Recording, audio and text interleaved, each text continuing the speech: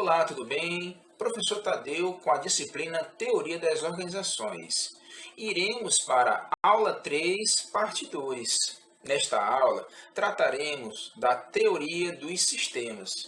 O objetivo desta aula é entender como a teoria dos sistemas pode afetar as organizações na atualidade. E teremos como tópico desta aula a origem da teoria dos sistemas e as características dos sistemas. Na aula anterior, nós estudamos sobre o conceito de departamentalização, aprendemos que estrutura é o desenho que representa as áreas, posições, divisões e ou hierarquia de autoridade de uma empresa.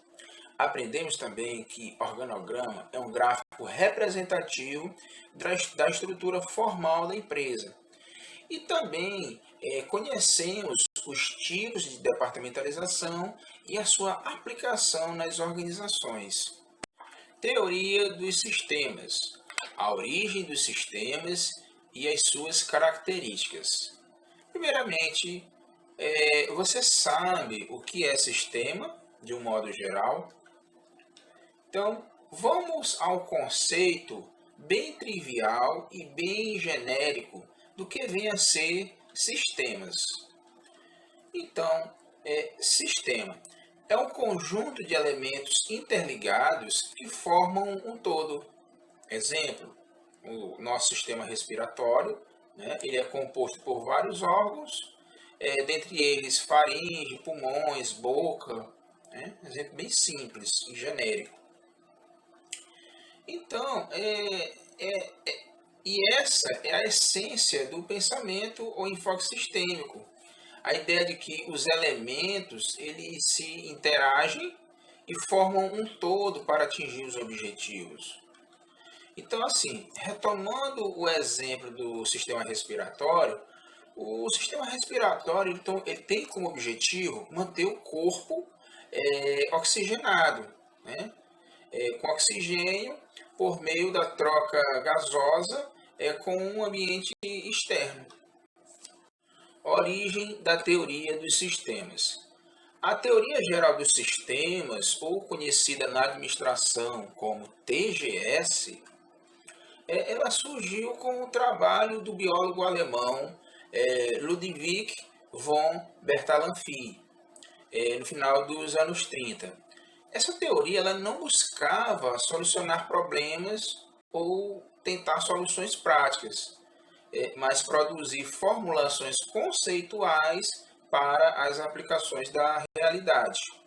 Então, assim, a teoria dos sistemas ela vê a organização por inteiro e não apenas como o somatório de cada uma de suas partes. Ela parte da ideia de que o conjunto apresenta características que não são encontradas em nenhum dos elementos isolados.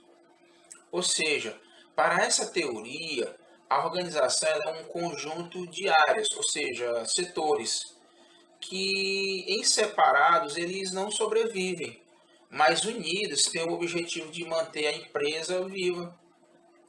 E com isso, podemos notar nas organizações um efeito sinergético.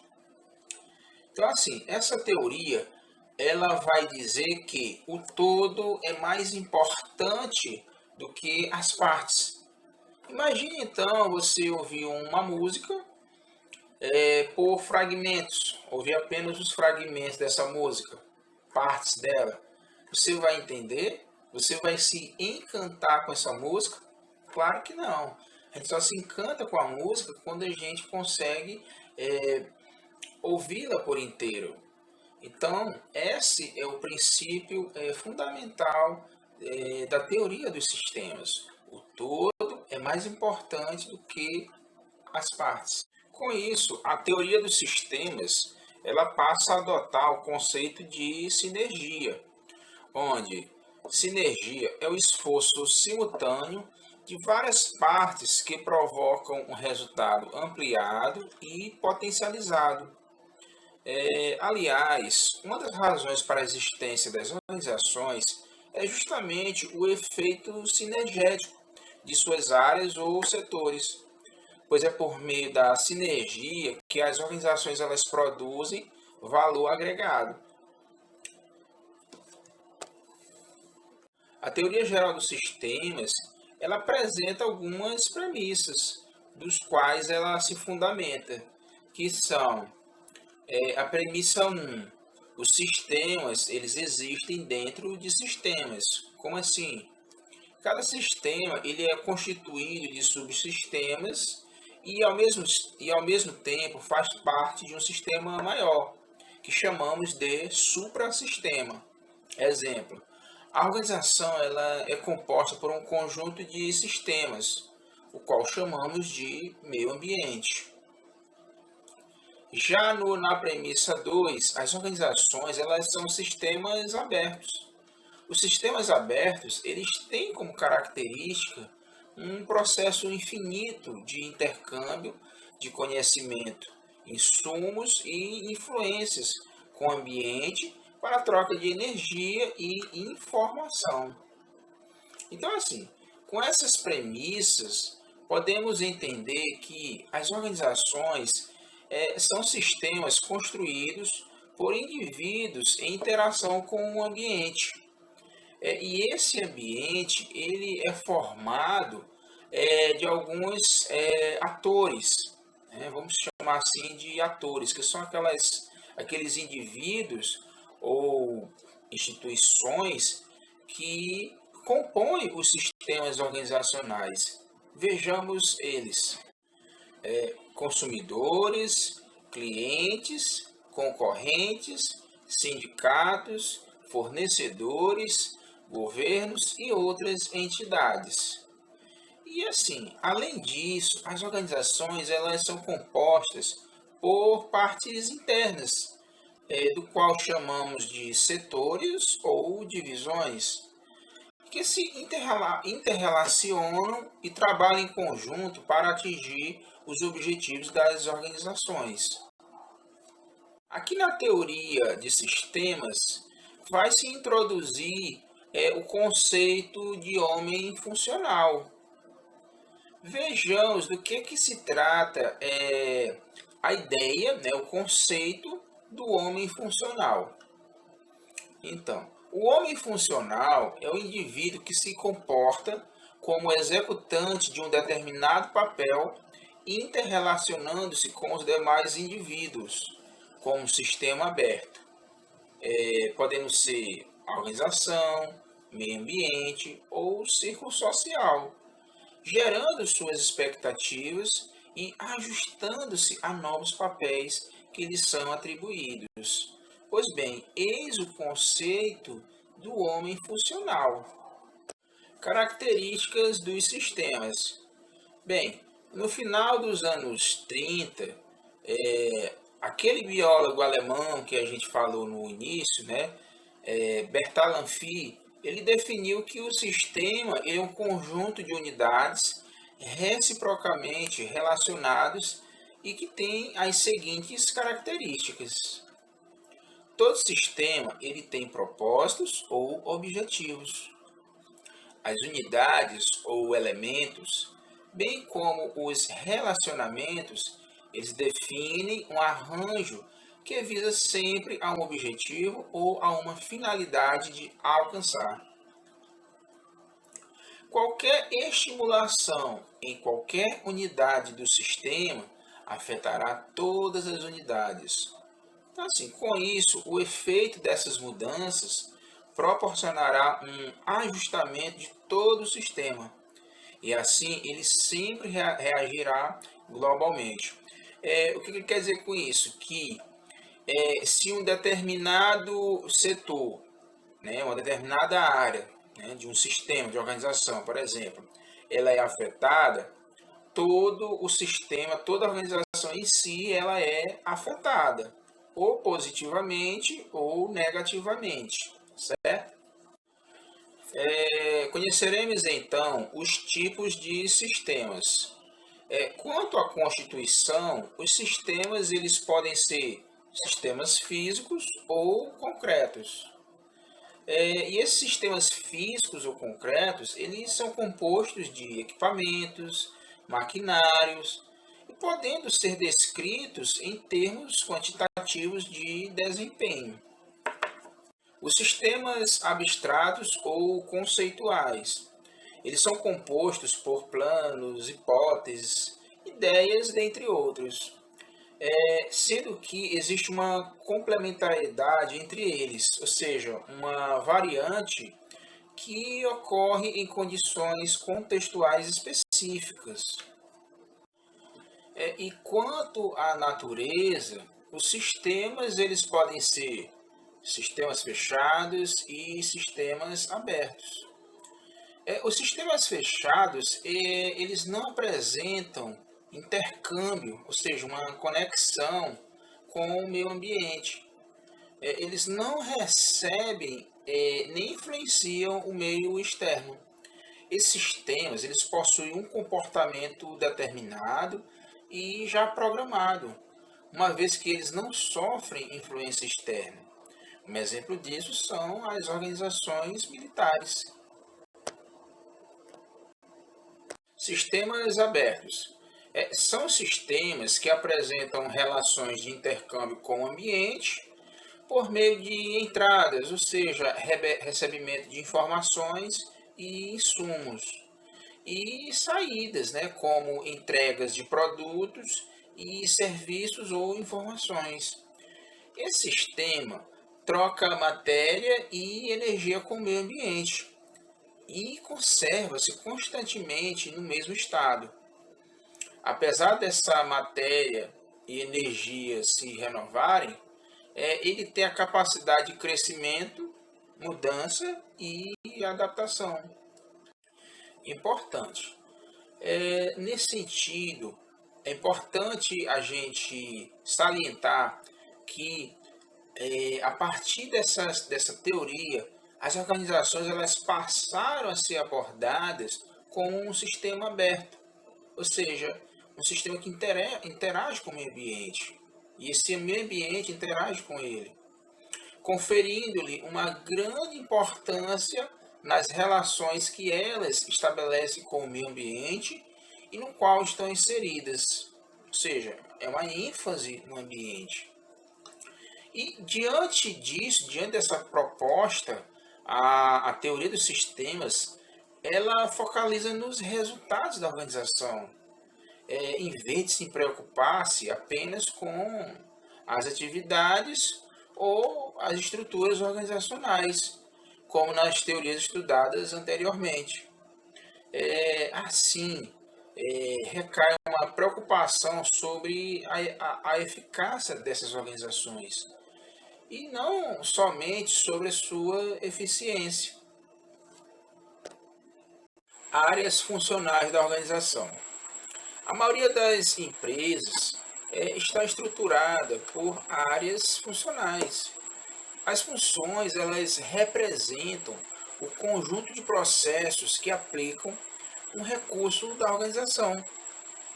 Cada função ela é realizada dentro de uma organização por meio de uma área funcional e que pode ser concretizada por uma ou mais unidades organizacionais, que chamamos de setores. Então, o que são essas áreas funcionais? O conceito mais conhecido delas é que são agrupamentos de processos que juntos sustentam o ciclo de vida de um recurso e possibilitam que os objetivos e a missão da empresa sejam alcançados. Então, as áreas funcionais, elas são divididas assim, em áreas funcionais afim, em que são áreas que englobam as funções e as atividades envolvidas diretamente no ciclo de transformação de recursos em produtos e da sua colocação no mercado. Pertencem a essa categoria as seguintes áreas funcionais. O marketing, que é a função relativa à identificação das necessidades de mercado. bem como a colocação dos produtos e serviços para os consumidores. E as atividades do marketing, as atividades básicas do marketing são as seguintes: produto, que está relacionado ao desenvolvimento dos produtos atuais, lançamento de novos produtos, estudo de mercado, forma de apresentação e embalagem, distribuição, que é a expedição, venda direta e a venda por atacado, promoção, que está relacionado ao material promocional, que tem a ver com promoção, publicidade, propaganda e amostras grátis. Os preços, que estão relacionados a estudos e análises, estruturas de preço, descontos e prazos. A outra função é a produção, pois é a função relativa à transformação das matérias-primas em produtos e serviços a serem colocados no mercado. E as atividades básicas da produção são a fabricação, que ela está relacionada ao processo produtivo, à programação e o controle, a qualidade, associada à programação e controle, e a manutenção, relacionada à prevenção e ações corretivas. E além das áreas funcionais afim, temos também as áreas funcionais meio. São áreas que congregam as funções e as atividades que proporcionam os meios, ou seja, o suporte para que haja transformação de recursos em produtos e serviços e a sua colocação no mercado. Vejamos alguns deles.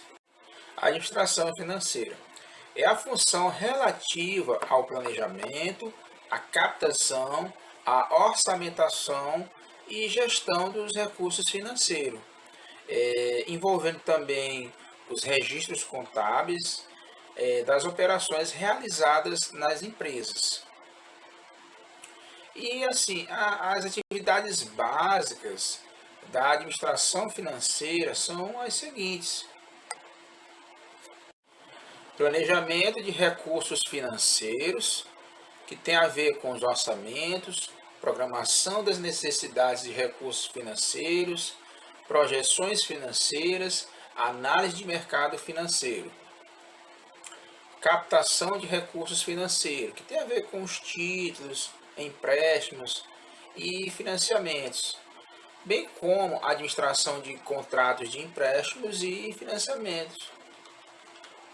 Gestão de recursos disponíveis, que está associada aos pagamentos, os recebimentos, ou recebíveis, operações bancárias, fluxo de caixa, acompanhamento do orçamento financeiro. E temos também os seguros, que estão associados à análise de mercado secundário, contratação de apólices de seguro e administração de apólices. E temos também, a função contábil, que ela é a função relacionada à contabilidade patrimonial, contabilidade de custos e contabilidade geral. A administração de materiais é a função relativa ao suprimento de materiais, aos serviços e equipamentos, à normalização, ao armazenamento e à movimentação de materiais e equipamentos da empresa.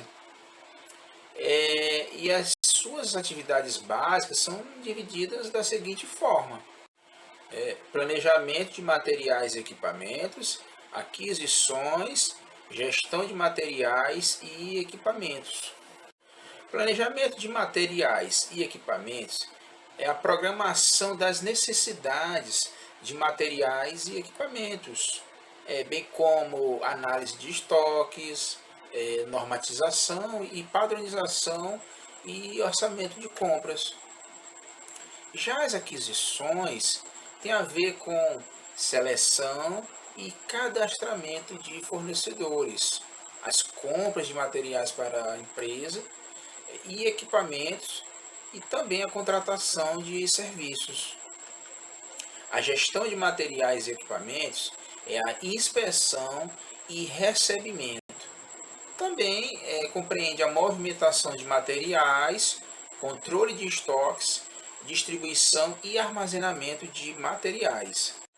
A administração de serviços é a função relativa ao transporte de pessoas, administração de escritórios, serviços públicos, jurídicos, segurança, dentre outras. E ela também ela possui algumas atividades básicas, a saber, planejamento e administração da frota de veículos e normatização do uso dos transportes da empresa, a manutenção e conservação e reformas dos locais, instalações civis, elétricas e hidráulicas, telefonia, serviços de zeladoria, limpeza e copa, serviços de gráfica, serviços jurídicos, biblioteca, dentre outros. Planejamento, que é a programação das necessidades de pessoal, análise de mercado de trabalho, pesquisa de recursos humanos e orçamento de pessoal. Suprimentos do quadro, que é o cadastramento de candidatos a emprego, seja por meio de recrutamento, seleção, registro e cadastramento, bem como a contratação de mão de obra. Gestão de recursos humanos, que é a movimentação de pessoal, cargos e salários, controle de pessoal e relações com os sindicatos. Desenvolvimento de recursos humanos, que é a avaliação de desempenho, acompanhamento de pessoal e treinamento. Pagamentos e recolhimentos, que tem a ver com a folha de pagamento, é isso? Encargos sociais, rescisões de contratos de trabalho e auxílios. Benefícios, está associado à assistência médica, empréstimos e financiamentos, lazer e assistência social. E, por fim, as obrigações sociais, que é a medicina do trabalho, segurança do trabalho e as ações trabalhistas. A gestão empresarial é a função relativa ao planejamento empresarial e ao desenvolvimento de sistemas de informação. E as atividades básicas da gestão empresarial são as seguintes: é o planejamento e controle empresarial, que tem a ver com o planejamento estratégico, acompanhamento das atividades da empresa e auditoria. E os sistemas de informação, que é o planejamento de sistemas de informação, desenvolvimento e manutenção desses sistemas de informação, bem como o processamento de dados da empresa. Com isso, o que a gente pode concluir com a teoria dos sistemas é que uma organização ela não pode ser visualizada ou entendida ou até administrada apenas como uma parte isolada. A teoria dos sistemas ela vem nos mostrar que uma organização, em alguns momentos, ela deve sim ser analisada em partes, mas em outros, como um conjunto de setores, áreas, gerências, como vimos nas áreas funcionais. O mais importante é lembrar que os setores ou áreas eles não conseguem sobreviver se estiverem separados. Isso é uma máxima importante na administração, nas organizações. Assim, o sucesso organizacional ele depende da boa relação e do alinhamento dos objetivos dos diversos setores e das áreas da organização. Resumo da aula. Nesta aula, nós estudamos que a teoria geral dos sistemas vê a organização por inteiro e não apenas o somatório de cada uma das suas partes. Vimos que ela parte da ideia de que o conjunto apresenta características que não são encontradas em nenhum dos elementos isolados, e que a organização ela é um conjunto de áreas ou setores que em separado não sobrevivem, mas unidas têm o objetivo de manter a empresa viva. E com isso, podemos notar nas organizações um efeito sinergético. Então, até a próxima aula e bons estudos!